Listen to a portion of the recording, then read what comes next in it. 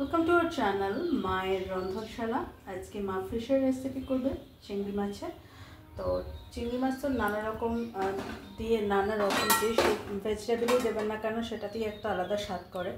Mixed ভেজিটেবলও দিলে বা পটল আলু চিংড়ি বা এঁচোড় চিংড়ি মানে যেটাতেই দেবেন খুব ভালো হয়, সেরকমই ওল চিংড়ি। তার সেরকমই একটি চিংড়ি মাছের রেসিপি আজকে মা করবে, সেটা হচ্ছে কুমড়ো চিংড়ি। বাড়িতে প্লিজ প্লিজ প্লিজ আমাদের রিকোয়েস্ট থাকলে একবার করে দেখবেন, ভীষণ ভালো খেতে লাগে।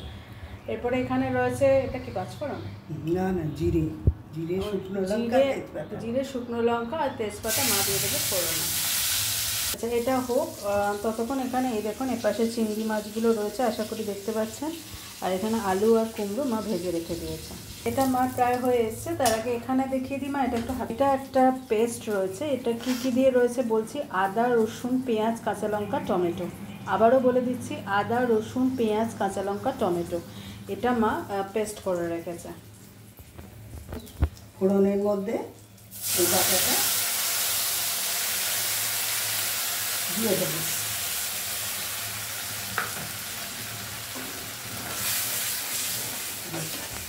দেখুন মশলাটাকে কীরকম তেল রিলিজ করছে।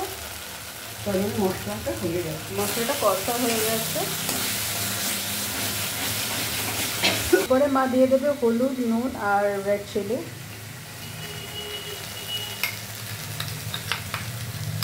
এখন ভালোভাবে এটা কষে নেওয়া হচ্ছে, নুন, হলুদ, রেড চিলি সব একসাথে মশলাটার মধ্যে দিয়ে। এরপরে মা এখানে টক দই আর কাজু বাদাম বাটা। আচ্ছা, এটা হচ্ছে টক দই আর কাজু বাদাম বাটা, যেটা মা আগেই ফেটিয়ে রেখে দিয়েছিল কাজু বাদামের সাথে টক দইটা দিয়ে। তো এটা মা দিয়ে দিচ্ছে এর মধ্যে।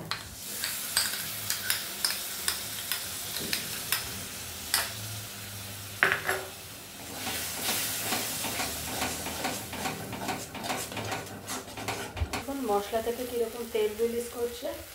টক দই আর কাজু বাদাম বাটা দেওয়ার পর, মানে সব মশলাগুলো দেওয়ার পর যখন কাজু বাদাম আর টক দই মা ফেটিয়ে দিল, তারপরে কষার পরে কীরকম তেল রিলিজ করছে। এরপরে মা দিয়ে দিল অল্প একটু চিনি। এখন কাজু বাদাম বাটাগুলো তলায় লেগে যাচ্ছে। এখানে তো তখনই দেখালাম যে আলু, কুমড়ো আর চিংড়ি মাছটা ফ্রাই করে রাখা হয়েছে। এবার মশলা কষার মধ্যে এগুলো দিয়ে দেবো।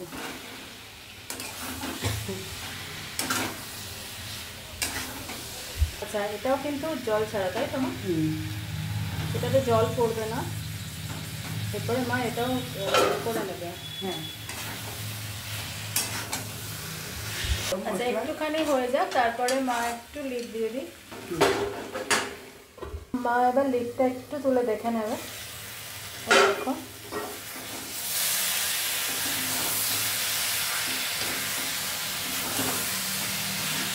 দারুণ স্বাদের এই রেসিপিটা চিংড়ি মাছের।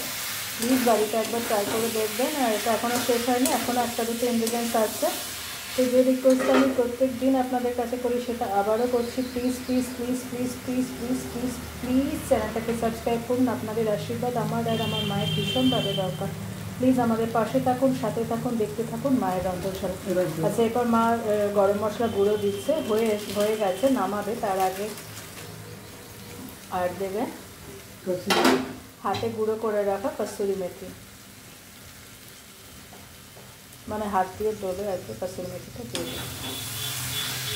তো আজকে চিংড়ি মাছের রেসিপিটা সত্যি ভীষণ ভালো খেতে হয়। বাড়িতে প্লিজ একবার করে দেখবেন। আর আমার মাকে আশীর্বাদটা করবেন, যাতে আমি আর মায়ের চ্যানেলটাকে অনেক দূর এগোতে পারি। প্লিজ আপনারা আমাদের আশীর্বাদ করুন, আমাদের পাশে থাকুন, চ্যানেলটাকে সাবস্ক্রাইব করুন। প্লিজ প্লিজ প্লিজ চ্যানেলটাকে সাবস্ক্রাইব করে আমাদের পাশে থাকুন। মায়ের রেসিপি ডান, এবার মা ডিশে ট্রান্সফার করে দিচ্ছে।